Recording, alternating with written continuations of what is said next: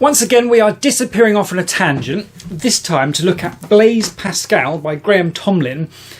And it's interesting, I read this anyway, expecting to do a historical book review, which I do on my other channel, which I have done as well. It's a brilliant book. It covered heavy theology and interesting history.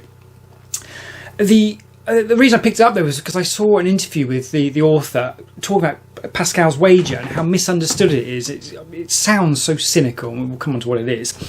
But this all comes up at quite an opportune moment for me. And this got brought up at the live thing I did the other week, handily, because Pascal's wager is basically sort of like a trap for atheists, sort of thing. So fortunately I knew about it, having read this part at this point. But it is badly misunderstood, and it is actually very relevant to someone in my position, sort of, i.e. a non-believer. The wager itself is actually... It's a key part, but it's actually quite a small part of what's generally called Pascal's grand apology. And this was cobbled together after he died from little scraps of things he'd written. And it was presented, it seems it's quite sensitive to the order in which it's presented. And at the time, and for a couple of centuries after he died, this is back in the 1600s, it wasn't particularly well presented, such that even Voltaire misunderstood it, apparently. It just didn't seem to make much sense. So it got fixed later on, and it's sort of laid out. And broadly speaking, it tries to take people through a journey. So there's part one, show religion is worth taking seriously. Part two is then show that it's attractive. And then part three just simply show that it's true. And it's, right, okay, yeah. On those first two, already at this point, I would tick both those boxes. You know, I think it's definitely worth taking seriously, and it's definitely attractive. And so I think if a lot of people aren't there at that, well, aren't anywhere near there, to be fair. And then whether it's true, I guess, is actually a bit more difficult. It's interesting, though, because you can't help but think that Pascal put this together like 400 years ago or something like that. And so none of this is a sort of a secret approach to getting people to become Christians. But does the church do enough of that? It's an interesting question, and maybe they do. But that first bit, show that it's worth taking seriously. What is the church doing to do that? And it's interesting. Anyway, what the wager actually is, if you look at this, it goes that if you were a reasonable person placing bets on the existence of God, you would always bet there is a God, because if you're wrong, then it basically costs you a few Sunday mornings and that's it. You've not gained anything, but you've lost very little, i.e. your Sunday mornings. But if you're right, then you gain eternal joy after death, so basically infinite gain. So you've got a massive potential upside versus almost no downside at all. I mean, what else are you going to do with your Sunday mornings? But back to the graphic, on the flip side, if you bet there isn't a God and you're right, then you've got your Sunday mornings back, which is, it's great. I quite like my Sunday mornings when I don't go to church. But if you're wrong, then you've just missed out on eternal joy. So in contrast with the opposite bet, there's massive potential downside versus almost no upside. The upshot of this so far is that it demonstrates that if you were being reasonable, rational and all the rest of it, you would go to church on a Sunday, just in case. This, though, is where the wager gets badly misunderstood, because I think people think it's an argument for making people go to church, which is not the case. That simply isn't what it is. What it is an illustration that the reason we don't do these things is not because of rationality and reason. So when we argue that there's not enough evidence and all the rest of it, it's not true. There is tons of evidence, not enough to be conclusive, obviously, but there is plenty of evidence and people don't look at it. So as Pascal puts it, the wager shows us that it's our passions that stop us engaging and dealing with this sort of thing. It's not actually reason. When we try and argue we're being reasonable, and actually this shows the opposite. So yeah, if we were all reasonable, we would be going to church at least going to church on a Sunday, just in case, because the reasonable approach is that you've got everything to gain and nothing to lose by doing that. From there, the wager goes on to explain what you should do. So part one, it basically shows you that actually, yes, if you're being rational, you need to check this stuff out. Part two is then it says, okay, what should you do? Because you can't make yourself believe it. It does acknowledge that in this whole grand apology. But the idea is you need three parts to get to faith in God. One being the reason part, so okay, acknowledging that actually you do need to check. Then some sort of habit, which gets very interesting. And then some sort of inspiration, which you have no control over, obviously. So we can deal with the first two, so that's the bits we should be doing. This habit bit is interesting because it ties to something that C.S. Lewis said that I picked up on in the Mere Christianity tangent, which I sort of don't like and sort of do like at the same time. And he's talking about belief needs to be fed. And Pascal seems to very much agree with this, albeit hundreds of years before C.S. Lewis. And the trouble is that smacks of brainwashing, doesn't it? You know, so if you go to church every Sunday and take your communion, which I don't do if I do go to church because I just find it a bit weird and uncomfortable. I'm still working on it. But the point is, if you're going and immersing yourself in that world, then if God doesn't exist, then that would be termed brainwashing. And it's sort of kind of no surprise that if you keep brainwashing yourself, you end up brainwashed. But as I said in the C.S. Lewis tangent as well, I do sort of get that. I think that is not unreasonable. I think it comes with some risks, but I don't think it's unreasonable. And it actually goes quite a long way to explaining a lot of the ritual in the Old Testament, isn't it? So God putting in rules to make people do weird stuff that keeps them engaged and habitualised in terms of following his rules and all the rest of it. And that does make a lot of sense, which I think also makes a lot of sense out of church, potentially. So if I became a Christian, I'm pretty sure church is still not my cup of tea. I like all the singing and all the chanting, and just don't like it. I'm sort of fond of it at the same time. It's kind of a weird, but that's probably more to do with my history. So I would be inclined not to engage with church if I were a Christian, but this does make a reasonable argument that actually it is important that you do go, because it's part of you being topped up in the community and you're being surrounded by people. So yeah, unfortunately, I think Pascal has both a reasonable argument that this stuff needs to be taken seriously, and if you're not taking it seriously, it's not actually reason that's keeping you away from it, and that we should all be engaging in some sort of church sort of thing. Actually, this is probably a good point at which to, because the obvious objection there is like, well, Pascal's just assuming that it's the Christian God who exists. You know, what about other religions, that sort of thing. I mean, yes, you could debate that, I suppose. I'm not particularly interested in that debate because, as far as I'm aware, as I've said on several occasions, the only historical event that has any sort of evidence for a key theological event is the resurrection of Jesus. As far as I'm concerned, as far as I'm aware, no other religion has any claim of anything like that. So it's just speculation in the absence of any evidence at all. So there is only evidence, as far as I'm aware, for the resurrection of Jesus. Not conclusive, obviously, but enough that it's worth sort of, okay, that's worth looking into. And that does, for me, single out Christianity as the only one I'm interested in investigating. So I think we'll give Pascal the benefit of the doubt there. There's some other bits in the book that aren't particularly to do with the wager, but they're interesting, so we'll fly through them quickly. One of them is that Pascal, very scientific. I mean, you've heard of A. Pascal, a measure of pressure. That's him. That's the same guy. Very clever, scientific chap, quite foundational to our understanding of science these days. But he talks about that the evidence for God is sort of flimsy at best to some extent. The teleological argument, the argument from design of the universe, the fact that everything is here is a little odd. But of course, Pascal's talking about this at a time where, we've come on leaps and bounds in terms of our understanding of astrophysics. And this is before Isaac Newton was walking around. And it was only 100 or so years after Copernicus figured out that the Earth wasn't at the centre of the universe. So it's a very early stage teleological understanding, as it were, of the universe. So everything we've learned since, my feeling is that actually strengthens the teleological argument. Again, not to the point that it convinces, but I think it's less flimsy than Pascal would have had it in his day. And then it's the cumulative effect of all the evidence from all the different things. And science still says that once upon a time there was nothing and then it exploded, which we obviously all understand is not a thing, and science doesn't want to talk about. And no one has a clue on consciousness or anything like that. You put all these together, and my feeling is that that's quite substantial cumulative evidence. Pascal is almost dismissive of it to some extent. And his feeling is that you need a personal experience of God, and that's actually where your belief will come from, or your evidence will come from. And that's completely opposite of my take on that, but it's an interesting one that you can have those two different approaches to it. One thing that's definitely true, though, is that yes, you've got to have faith to believe in God, but you've also definitely got to have faith to be an atheist as well. So there are a lot of big holes there, and you've got to have faith that those are questions are going to be answered. And at the minute, Christianity looks like it has a better answer than science does, and that sort of thing.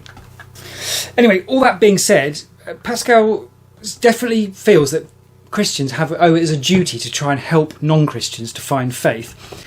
And it's an interesting idea in that I know my feeling being that there is tons of evidence right there and people just don't know it. You lost count of the number of people I see talk about, oh, well, where's the evidence? It's like, it's there, you just haven't looked, obviously. But people talk in very certain terms about the lack of the evidence. Kind of in the same way as a lot of Christians talk in very certain terms about the fact that it's all happening and God's real. I assume deep down both sides of that fence acknowledge that they don't actually know. They just speak in very certain terms, which I find really difficult because I speak in very hedgy terms, which I'm sure is very irritating, but there we go. He then gets all philosophical on us, which is, well, it's interesting, but he talks about happiness is elusive, and if we found it, then it slips straight away. And he links this as proof that we're from a fallen state, so we've previously known happiness, and that's the fact that we crave it and can't find it is evidence for that. I am fully sceptical journey face on that. That just doesn't stack up for me at all. But I imagine that's probably an argument that some people would find convincing to some extent. Maybe. He also talks about we're misguided and we're thinking that we need rest, and we don't actually. We need activity, and that we can only actually find our rest in God, which is interesting. I sort of like that idea, I think, actually. And it does tie into the idea that a lot of the world's problems at the minute, that it's never been easier to sit on your bum and lose hours with a small screen inches from the end of your nose. And surprise, surprise, we're at epidemic levels of stress and anxiety and depression. So, yeah, I guess that would tie into what Pascal is saying there. He also, though, has a definition of faith, which I find a little bit difficult, because what he says is the heart that perceives God and not the reason. That is what faith is. God perceived by the heart, not by reason. So the heart in this instance, he explains, is instinct. So, okay, so it's a bit misnomery, my feeling on that. But, okay, you see what you mean. So you have an instinctive feeling that God is there. But I am so sceptical on that, and that's where my left brain thing really kicks in. We, as a species, are so unreliable on instincts on that sort of thing. It occurred the other day, if you are at your own barbecue and you smell it, it smells amazing, great. But if you're off doing something else, ideally something a bit, not ideal, you're at work or something and you're walking around and you're hot and bothered and all that, and you smell someone else's barbecue that you're not going to, it's like 10 times better than the smell of your own barbecue. And it's like a great example, I think, of just how unreliable our feelings and instincts are on things. I can't accept that that's a reasonable route to belief in God. There's going to have to be something else, surely, or it's going to have to be dramatic and kind of out of my hands, I suppose. He talks also about our will is more powerful than our mind, and that our reasoning is so easily swayed by how we feel about things, which I guess goes out. I suppose in that respect, Pascal was clearly a very passionate man, and he found God in what he calls the night of fire, the fire of passion, that is, and it's just some huge religious experience he had with God that clearly massively convinced him. And there's no question this guy lived by it and everything.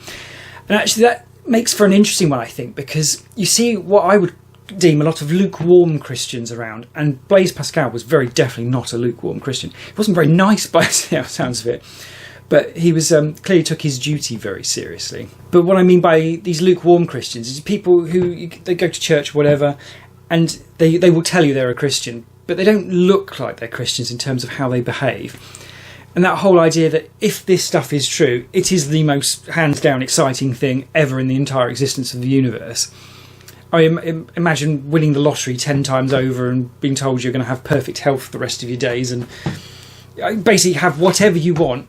This would be more exciting than that. I mean, it's, so how can you have a lukewarm Christian? I do wonder to some extent. You meet newly converted Christians and there's a lot of enthusiasm. I guess that sort of settles down. I was chatting about this the other day, and there was the idea that you just can't sustain that level of excitement. And I don't know, because I mean, you look at vicars, they seem to be able to do it. My dad definitely did. I mean, I don't even believe it's true, but I'm close enough to believing it might be true that I'm finding just the prospect exciting, and have for 3 years so far. So, yeah, don't know.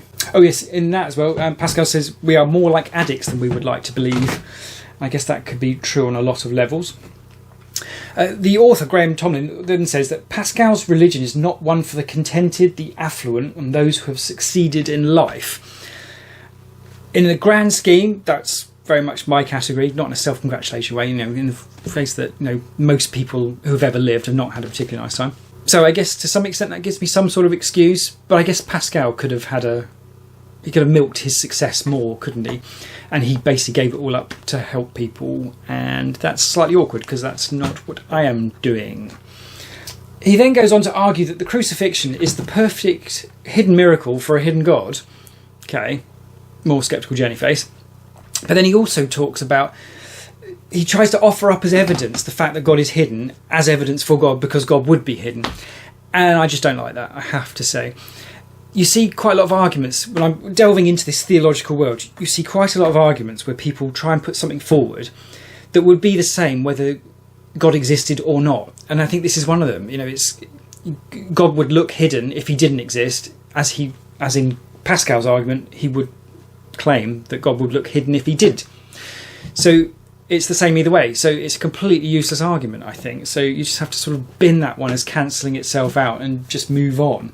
Pascal then also says, Christianity, which alone has reason, does not admit as its true children those who believe without inspiration.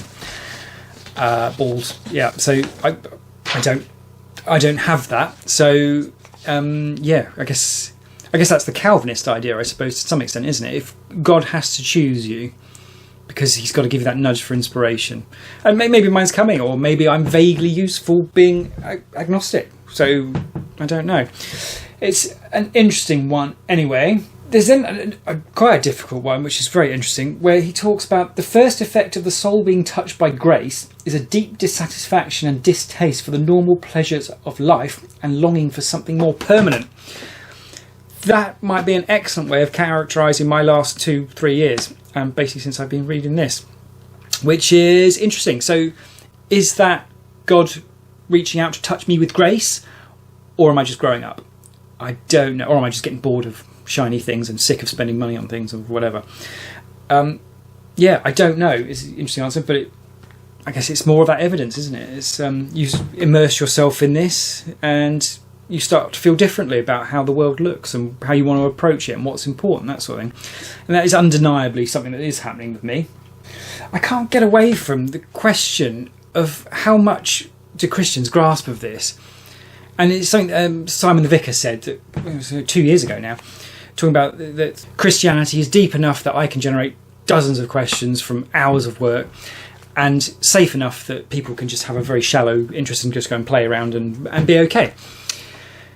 And hopefully through reading the New Testament I will work out the mechanics of that. But I have also come across this idea that a lot of Christians believe without understanding why, which must make for a very shallow faith. And that sort of ties into the live event we did, where I had a Christian of 50 odd years turned up who then went and read the book of Samuel and became an atheist. And I mentioned before, how thin does your faith need to be shattered by that? It's just odd. And it does sort of suggest that with Pascal's inspiration, you're still lacking that actual foundation that will sort of beef up and give you a fundamental grounding to your faith. So I do still think that the way I'm doing this makes sense on the basis that I can't create inspiration.